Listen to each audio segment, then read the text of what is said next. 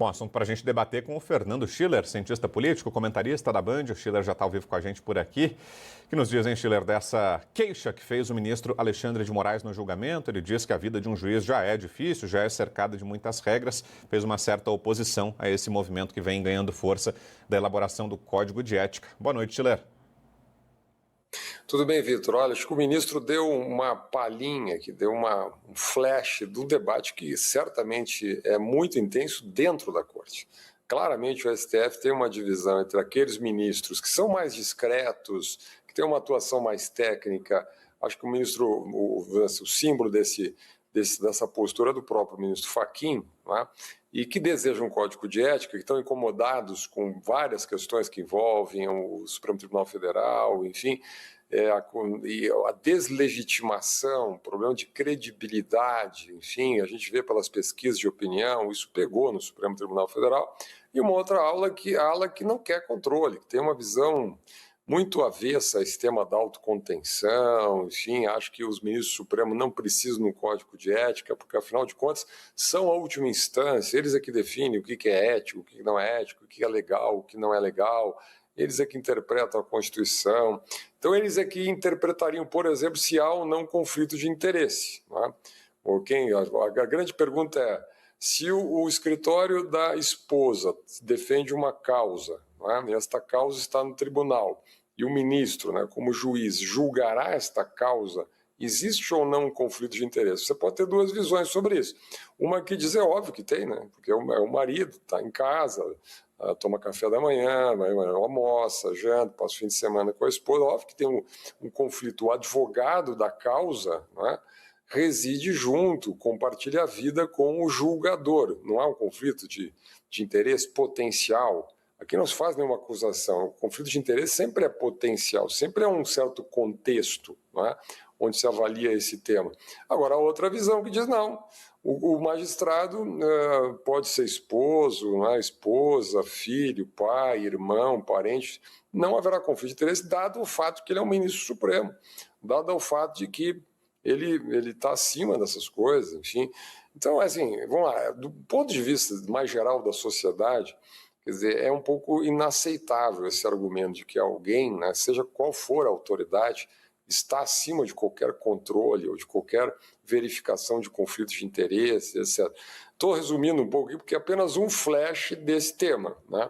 O ministro Fachin vai levando em banho-maria. Ele anunciou agora na abertura do semestre, na abertura do ano, né, no Judiciário, a ministra Carmen Lúcia como relatora, vai empurrar com a barriga isso, vai ter amplas discussões e eventualmente a gente vai chegar em algum momento numa primeira redação e a discussão vai se estender. Eu não acredito que antes das eleições vai sair nenhum código de ética, pelo menos nada mais duro. Não é? Quanto à questão das atividades dos ministros, não há nenhum problema, vamos lá, do ponto de vista republicano, que o ministro participe de eventos, de seminários, de congressos, etc. Só que deve haver transparência e não pode haver o tal do conflito de interesse. Por exemplo, uma empresa tem uma causa importante no Supremo Tribunal Federal. Né?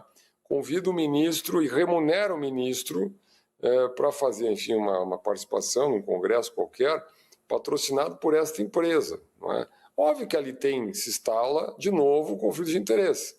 Então, é este cuidado, a Suprema Corte Americana recentemente avançou claramente nessa direção. Imagina, a empresa tem um litígio, tem uma causa a ser julgada pelo Supremo, mas o advogado da empresa dá carona no jatinho para o ministro para ir num evento internacional, né, no show do Coldplay, por exemplo, né, ou no jogo da Taça Libertadores da América.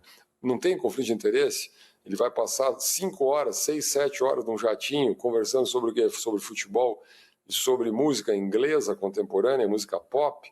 Então, é óbvio que as condições de análise de conflito de interesse são bastante claras, reconhecidas, padronizadas no mundo inteiro. Isso funciona, inclusive, para grandes corporações privadas. Né?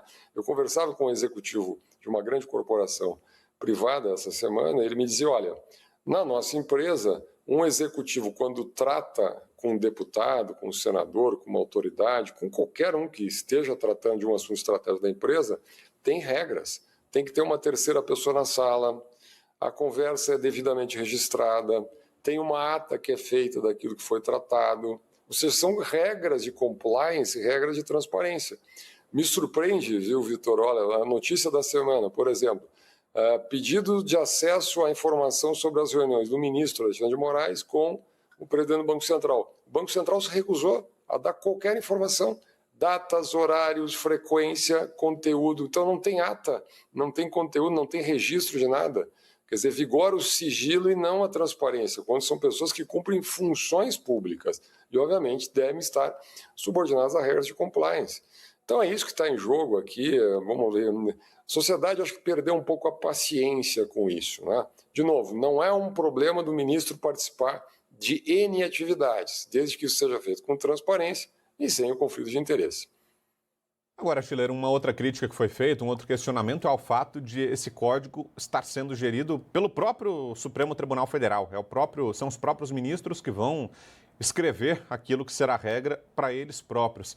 Você acha que o debate teria que ser travado ali mesmo, não tem jeito? É algo da esfera do alcance da atuação do Supremo Tribunal Federal? Caberia mesmo aos ministros ou não? Será que poderia haver uma atuação do Congresso Nacional para definir essas regras? Como você falou, o Supremo hoje parece dividido, né? Há uma ala dos ministros que, de fato, olha para esse tema com boa vontade, que tem disposição de, sim, definir regras mais claras, mais duras para essa atuação dos colegas, mas há uma oposição, né? O ministro Alexandre de Moraes hoje não escondeu esse incômodo, né? Então, o fato de o debate ser travado no próprio Supremo, lhe parece um problema, Schiller, ou não?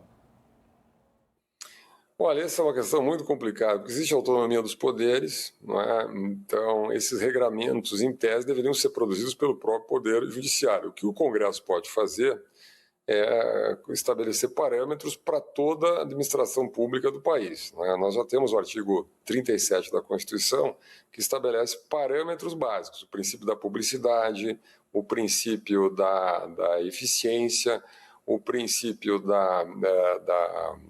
enfim, vários princípios que determinam, né, o modo de funcionamento do setor público brasileiro, né? Entre eles, talvez o mais importante, que é o princípio da impessoalidade, né? Publicidade, impessoalidade, eficiência, enfim, são princípios básicos da administração pública. O Congresso poderia avançar, criando parâmetros para a definição de códigos de conduta para os demais, para todos os poderes, para o Legislativo, para o Judiciário, para o Executivo. Com base nesses parâmetros, o Supremo deve elaborar o seu código de conduta. O código de conduta, propriamente, na minha interpretação, deve ser produzido pelo Poder Judiciário. E aí acho que caberia uma atitude do Supremo Tribunal Federal de ampliar, por deliberação própria, não é, o escopo de elaboração desse código. Não é? Se o Supremo faz audiências públicas, faz comissões para discutir N assuntos, por exemplo, discutir o tema do marco temporal das terras indígenas e outros tantos temas, por que o Supremo não pode lançar essa discussão de maneira mais ampla à sociedade? Não é?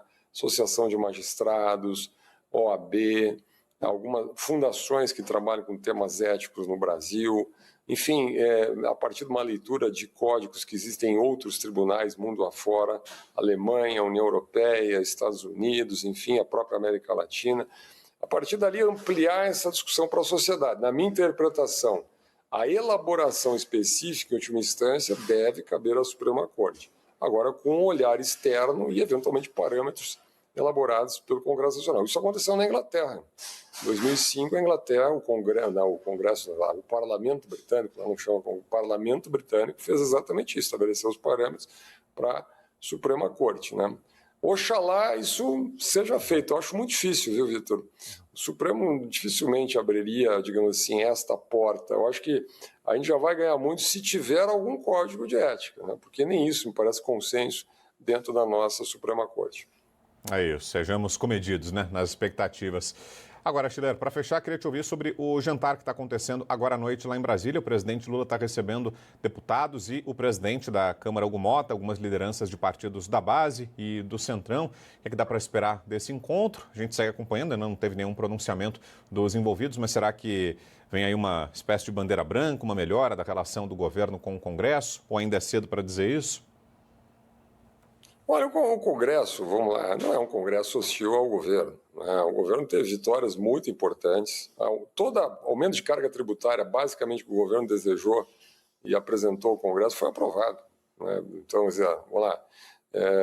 Depois nós tivemos também a grande bandeira do governo, que foi a redução e isenção do imposto de renda, né? Quem ganha até 5 mil ou quem ganha um pouco mais de 7 mil reais, o governo ganhou, não é?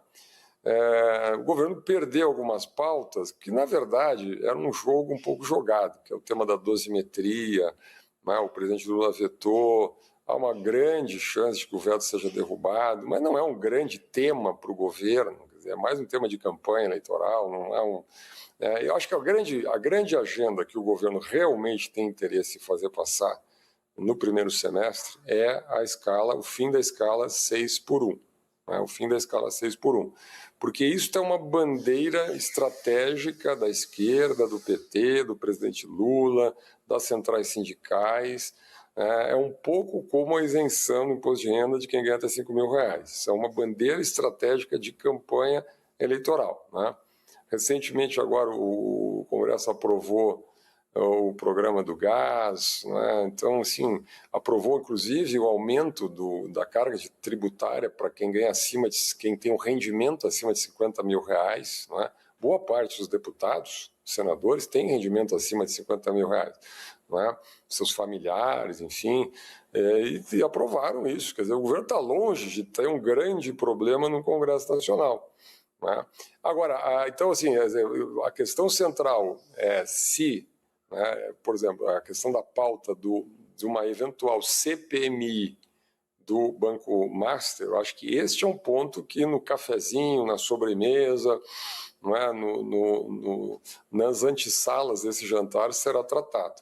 Acho que seria desastroso para o governo e para a parte do sistema político uma CPMI ampla no caso do Banco Master. Seria ótimo para o país. Esse tema precisa ser esclarecido.